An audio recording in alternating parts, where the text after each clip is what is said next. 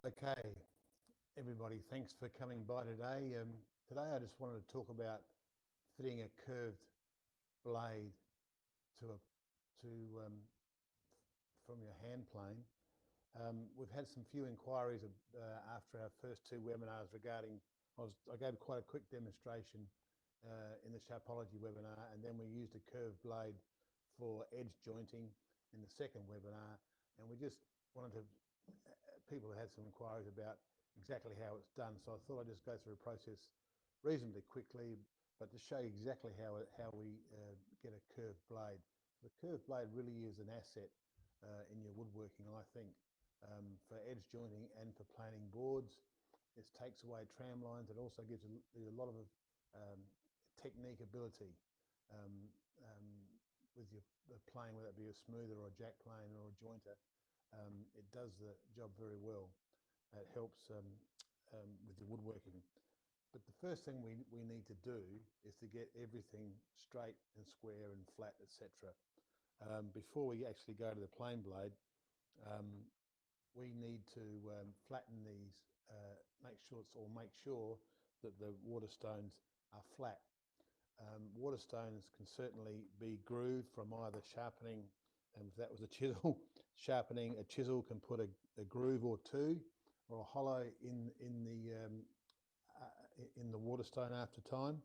Also, this if you've got using a honing guide regularly, the wheel, if it's only about 10 mil wide like this one, that can tend to put a hollow or grooves, or more than one groove, maybe two or three uh, in your stone, which means that when you sharpen on the stone, whatever shape the stone's in will replicate on your blade. So you need to be certain that you're starting from a flat or a straight. A flat stone makes a straight blade. So first up, we need to make sure they're flat. Now, there's a few ways you can do it, but our simple method is to use one of our lapping plates, which has been ground flat. It's made out of mild steel for a couple of reasons, but it's ground flat. It's about 15 mil thick or 16 mil thick, and it's very heavy and solid. We sell it with 6 sheets of 120 sandpaper, which fit the stone, and the sandpaper adheres to the stone just with water. So we just wet um,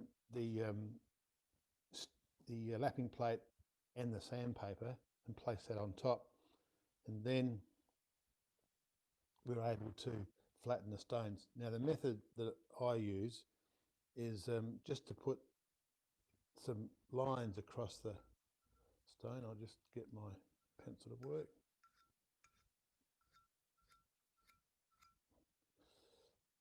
Just across the stone like that, because as we rub that stone on this lapping plate, the pencil lines will remove and the hollows, the low points, will remain. The secret is, this stone may well be flat, but I'll just give it a go and see how it works.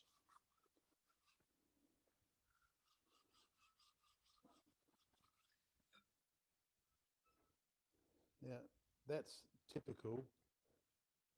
The pencil lines are coming off this side and this side, but not in the middle so much, which tends to suggest that this stone is roughly hollow in the middle. When you start doing this, you'll find that the sandpaper seems to adhere even more strongly to the lapping plate. You can use spray glue to adhere the sandpaper to the lapping plate, but I honestly think that water's really good and you can change the sandpaper over easily. With spray glue, you've got a bit more of a permanent situation. So there we go. I probably should have showed some intervals, but all those pencil lines are now gone. So that stone is flat. It's simple. Done. Now, that was flattened previously. This one's been flattened previously too. So they're ready to go as well. So I normally use a 35 degree or a 30 degree micro bevel on the blades. This one's going to be 30 degrees. So using the angle setting jig, it's easy just to set this blade at 30 degrees, because how far the blade extends outside that honing guide determines the angle. So that's set at 30 degrees. Now the technique is simple. Now we know the blades are flat, sorry, the stones are flat, ready to go. I just give it a little bit of lubrication and away we go. I'm sitting down today so that you can get a bit closer and see what's going on. Now I just like to make sure that the blade is straight before we start. I start on the coarser stone. In this case, it's a 1000 grit. Then I've got a 5000 and 8000. That could be a 220 or a 2000, then an 8000. Doesn't really matter how you get to 8000. We recommend that for woodworking use, that 8000 is a really good grit to use to finish on.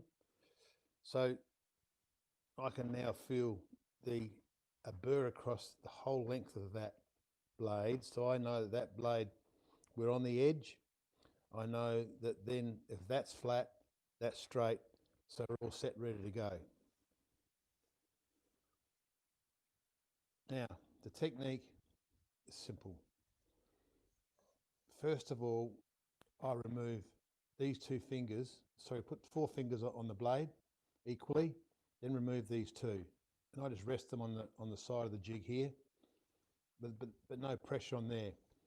And I count to 10. 1, 2, 3, 4, 5, 6, 7, 8, 9, 10. Then take off this middle finger and 10 more. 1, 2, 3, 4, 5, 6, 7, 8, 9, 10. And then we need to repeat the same process on this side of the blade. So these 2 fingers come off and just let it steady. 10.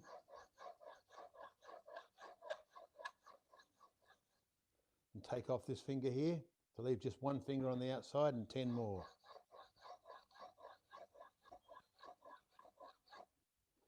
So that blade has now had, first of all, we went through and, yep, the burr's still there. First of all, we went through and just made sure it was straight and flat, because we know that our waterstone is flat. We tested it and checked it. So we made it straight by just working it with 4 fingers. And then we had 2 fingers one side, then we had 1 finger one side, which then put a curve over that side, put more pressure on the edge of that blade. Because this is a 10 mil wide wheel on this honing guide, it's able to rock slightly to one side to allow us to put more pressure on one side than the other. When we're together and what's on a straight blade, it sits in the middle and is nice and stable. But you can put more pressure on one side and take the pressure off this side by doing what I just did. And what we just did then on the 1000 grit, need to repeat on the 5000 and the 8000 equally. So we need to go 10 like that, 10 like that, then change sides, 10 like that, and then 10 like that, and repeat the same thing on the 8000 grit. That will then give you notice that I wipe the blade between grits. You should wipe the wheel as well.